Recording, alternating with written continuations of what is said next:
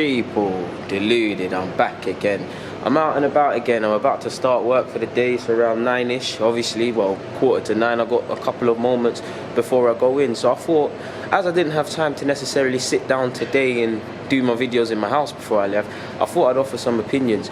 The first things I want to talk about is a couple of things last night, obviously, with the Champions League. I mean, there's been a lot of question marks over Luis Suarez, for example, people, but that was vintage Suarez with them finishes last night.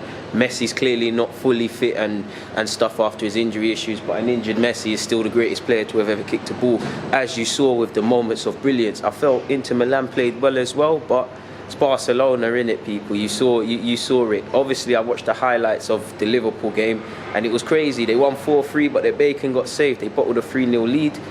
If someone doesn't buy Highland, people, and Szoboszlai, I'm going to be shocked this season. I'm not going to say it's their last seasons at their clubs respectively, because they're doing the right thing. They're developing, playing domestically and in Europe week in, week out. But yeah, man, the Champions League looks sick, man. Like there were some serious things thingy last night. Couple of other thoughts. I wanted to get onto the real meat of stuff. Now, Ødegaard has been linked with Arsenal, and I feel football's a funny game in that you can't class him as a veteran. Obviously, he's only 20, turning 21 later this year, but he is in a sense that many people have casted him off at 16 years of age. We all know.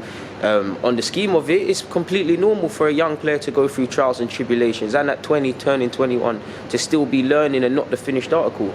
Obviously, because of his high-profile move to Real Madrid and all of these sort of things, and all of the rumours you were hearing from his family was offered a bag of different money and jobs and stuff, to the rumour that shocked me is that there was discontent in the youth ranks at Madrid, because he was playing for the youth sides of Castile or whatever, but he was training exclusively with the first team. I don't want to say alienating, I want to pick my words wisely, but there's stuff like that. But for me, he's found his feet in this last season and a half, including the season that's just got underway, people. He's obviously doing his thing for Sociedad. I don't know their league place in particular, people, but I'm sure they're in the top 4 in the Spanish league, competing for European places. Oyarzabal is playing quite well. A couple of Sociedad players are playing quite well, and I think he's got a couple of goals and assists. I think I've got it written down, people, if you give me a second. In 7 appearances, he's got 2 goals, 2 assists. So he's had a contribution to 4 goals in 7 appearances, if I messed that up, people. So he's doing all right, man. He done his thing at Sociedad. Previously at Vitesse, he was finding his feet in Holland. And again, he's only 20, turning 21. He is inexperienced on the face of it. He's been starved of first-team football. I would take him at Arsenal purely because first and foremost, he ties in with what we're trying to do. We've got players that are in their early teens to mid-20s that we're looking at as being the core of this side, or trying to help us with the rebuild. I'm not going to name them all, but you've obviously got Holding, who comes under that bracket, Torreira, Guendouzi, young players like Saka, Joe Willock, Nelson, Martinelli, and the rest of them, John Jules, and all of these players in and around the team pushing in, whether they've come through the academy or been bought. So he would tie in with that. He's obviously going to have a resale value at 20 to 21. He's only in theory going to get better. He's getting better now.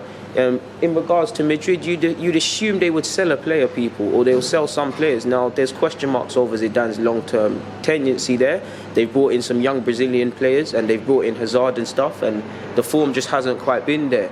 You'd like to think if they're going to do a significant rebuild similar to last season, in the sense that they're going to splash the cash, they've got money, but will they look to get funds elsewhere? You've obviously got Bale on the books. You've obviously got James Rodriguez technically on the books. Ceballos on loan at Arsenal. Are they going to keep him or move him on? Ødegaard, are they going to help him, allow him to be part of the team building forward, or is he going to be moved on? There's a case for 4 or 5 players to be moved on or kept. I wouldn't personally sell Ceballos and Ødegaard, but it's Real Madrid. They're trying to win Champions Leagues. If they was to sell them 2 players in theory and get the money and buy some super players on top of the money they already have for transfers, then fair enough, people. Fair enough. I would personally keep Ceballos. I feel he's got resale value, and I guess in theory we've got good relations with Real Madrid to get this sort of player on loan, so or permanently. So I wouldn't mind him. His creative statistics, you know, all them statistics the football people bring up. He looks quite positive in all of them sort of things. So we'll have to see what happens in that regards. Now, apparently talks are underway for Lacazette to sign a new deal, but the more specific one for me today is Aubameyang. Apparently talks are underway for him to sign an extended deal. He'll be offered a substantial pay rise to take him closer to Ozil's wage, and there'll obviously, long story short, be bonuses entitled to if we qualify for the Champions League. previously, when he was linked with signing a new deal, you saw it was more bonus focused. So has there been a bit of push and pull between Aubameyang's representatives and Arsenal? Potentially, yes. For me, it's positive. People can say he's 30 and this and that, and people wanted to sell him in the summer. There was theory behind it, although I didn't agree. For me, we've got a striker that's getting 20 goals plus minimum in the league, 20 minimum, sorry. We need to keep him and ride his sort of form, or this sort of elite goal scorer to the wheels fall off. Obviously, we need to look for a long-term replacement. Obviously, we need to look for other guys to contribute. But we finally, for years, got a striker who is just going to score goals. And I commend Aubameyang more personally, people. Oh, what? Alright, cool. I thought that was a mad thing. But personally, I wouldn't, before that shook me off, I would build it around Aubameyang, because we've got a striker that can score 20 goals or so. If we get, again, we've been here before as Arsenal fans, if we pattern up the several other areas of the side, we can be potentially decent, people. We're not going to get another player like Aubameyang for a while, because these sort of players, we're going to have to shell 70-odd million on a striker unless we're going to develop our own. So I'm happy to see that. Hopefully Lacazette and his contracts get sorted out, people. And I did see some comments. I can't even find them, people, but I saw the Dortmund CEO claiming Aubameyang moved to Arsenal for money and all of these sort of things. I'm not gonna even get into it. I'm just gonna say shout out, man. Can't be bothered, man. Shout out to you. You had a dig about us not playing Champions League. Fair enough. We'll take that L. That's our fault, but it is what it is. Unai Emery's had a lot to speak about on Pepe as well. He said Pepe is an amazing player, and I'm sure he is going to have a big career here.